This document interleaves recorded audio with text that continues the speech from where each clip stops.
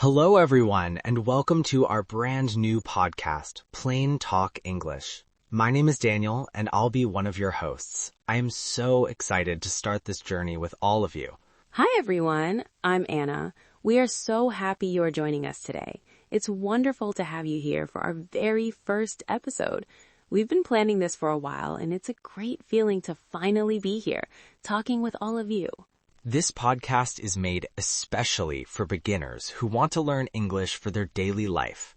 We know starting a new language can be difficult and sometimes scary, but we are here to make it easy, practical, and fun for you.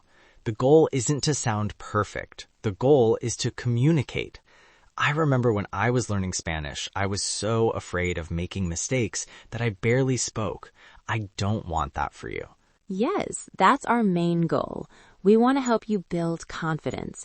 Whether you need English for travel, for work, or just to make new friends, you are in the right place.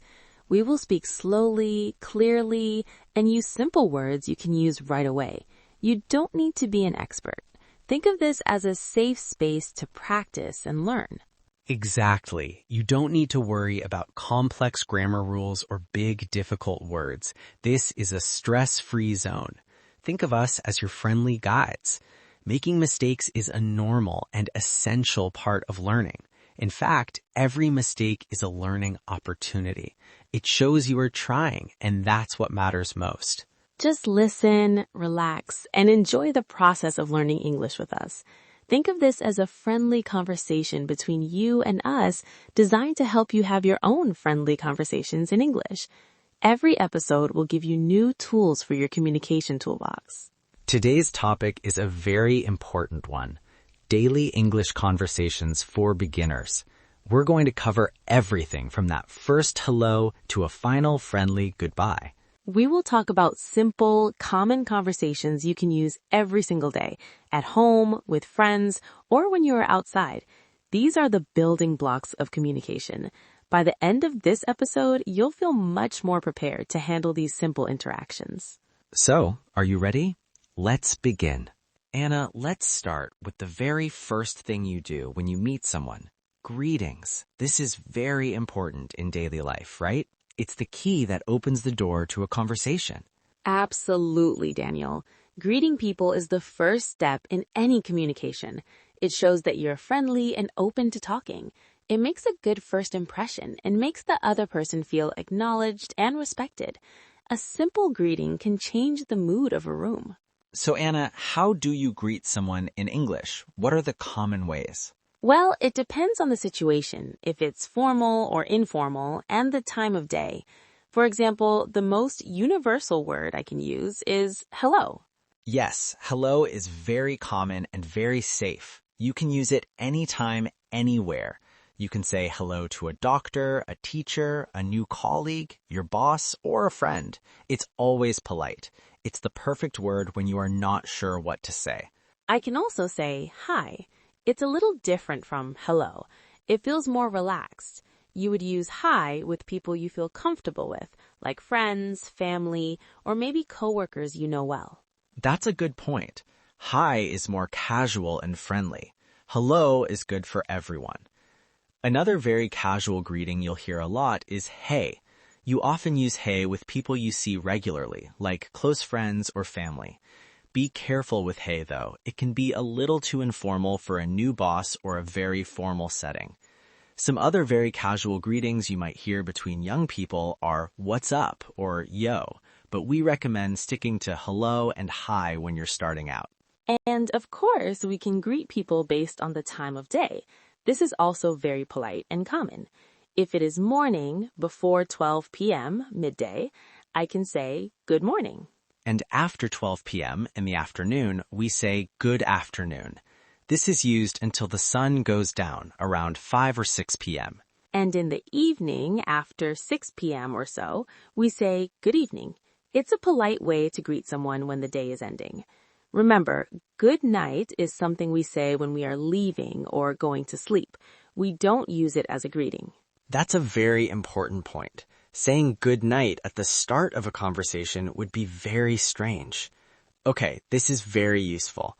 Anna, let's practice a short, formal conversation, like you're meeting a manager at work for the first time. Okay, let's do it. Good morning, Anna. Good morning, Daniel. It's a pleasure to meet you. How are you today? I am doing well, thank you. And you? I'm very well. Thanks for asking. That was a great example. Anna, asking how are you is a very common and important part of a greeting. Yes, after saying hello, we usually ask this question to show we care about the other person. There are other ways to ask too. For example, some common ones are, how's it going? Casual. How are you doing? Common and friendly. How have you been? Used when you haven't seen the person for a while. Let's give our listeners some simple answers to how are you. You can say, I'm fine, thank you. I'm good. I'm doing well. I'm okay, or I'm all right. A very common one is not bad. And if you feel very happy and energetic, you can say, I'm great, or I'm doing really well. If you want to be more casual in response to how's it going, you can simply say, it's going well, thanks. And it's polite to ask the question back. You can say, and you? How about you? Or what about you? That's a good one.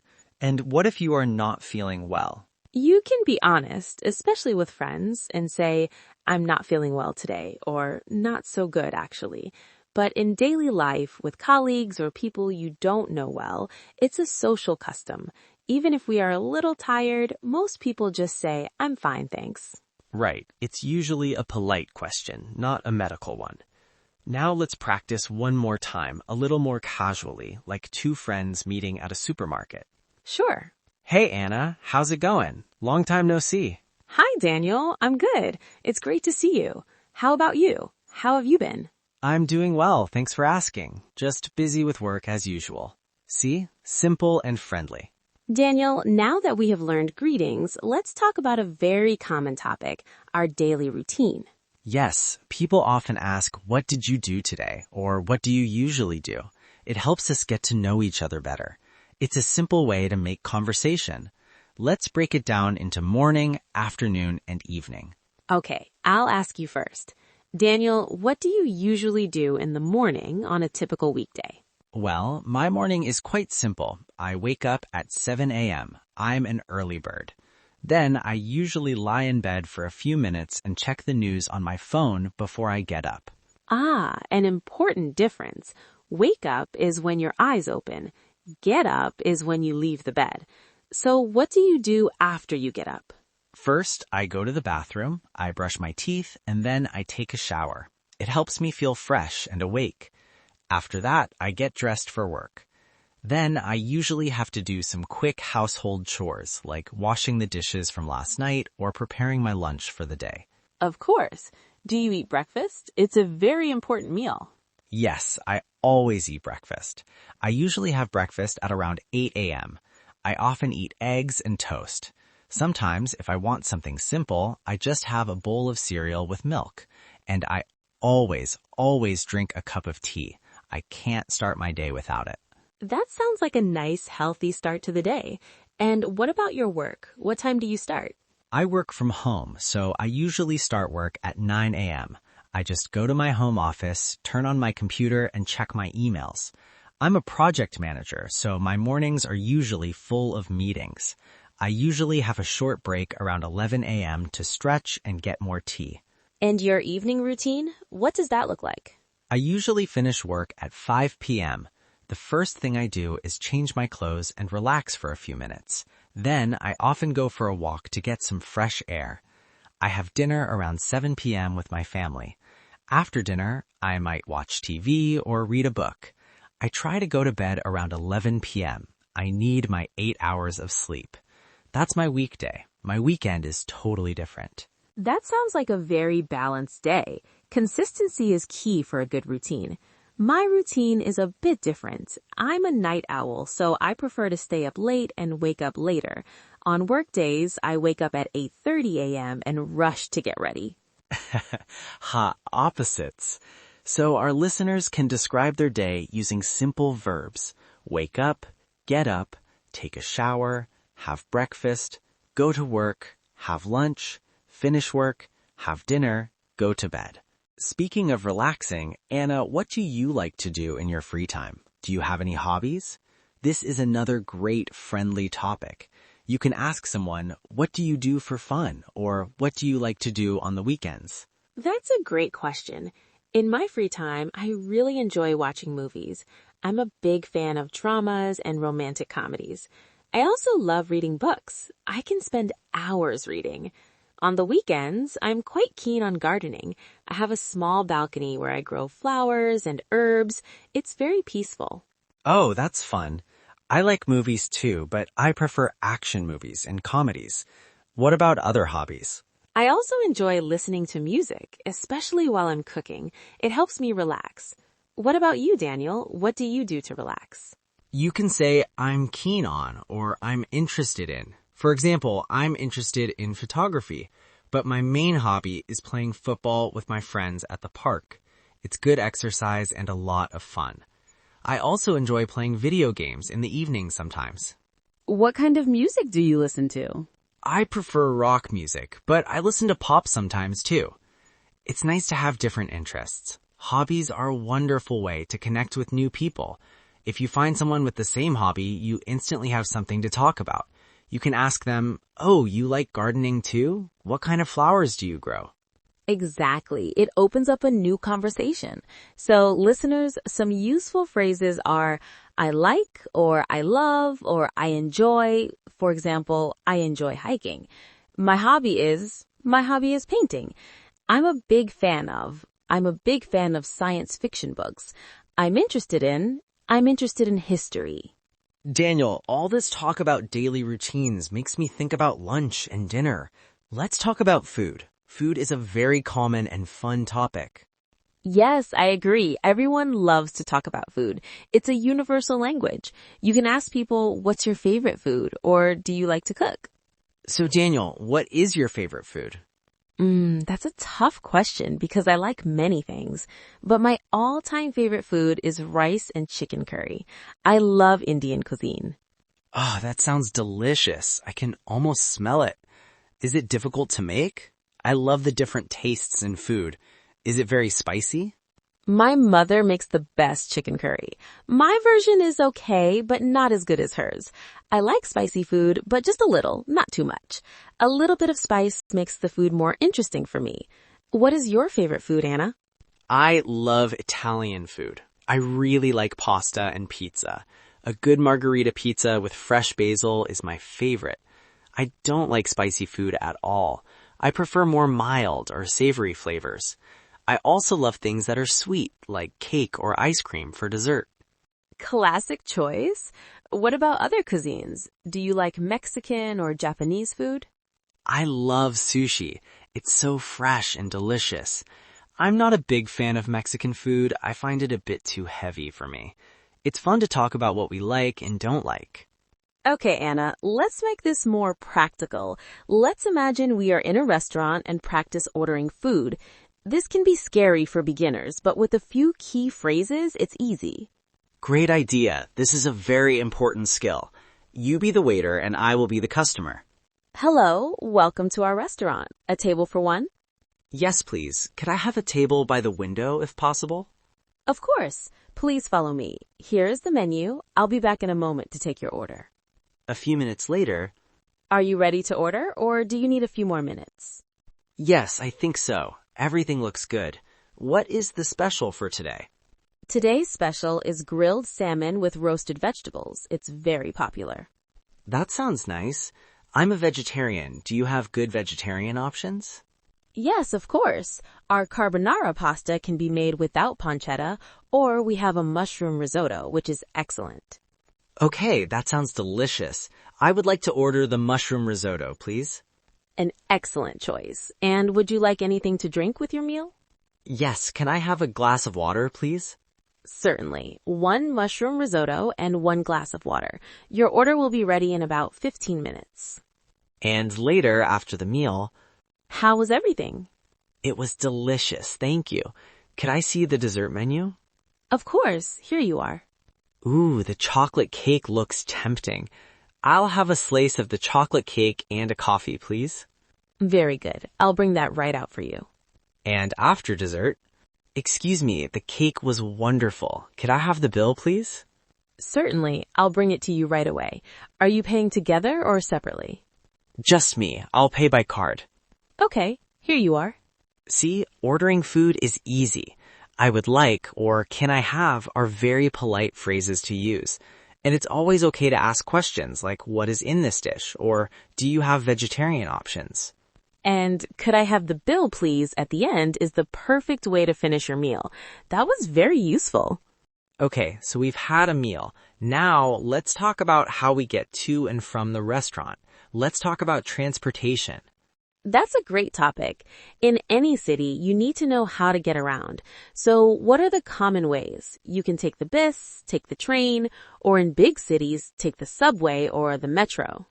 You can also take a taxi or use a ride-sharing app on your phone. If you're not going far, you can walk or ride a bicycle. Let's practice asking for help. Imagine you're a tourist in a new city. Asking for directions is a key skill.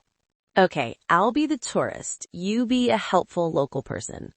Excuse me, I'm a little lost. Can you help me? Of course. Where are you trying to go? How do I get to the city museum?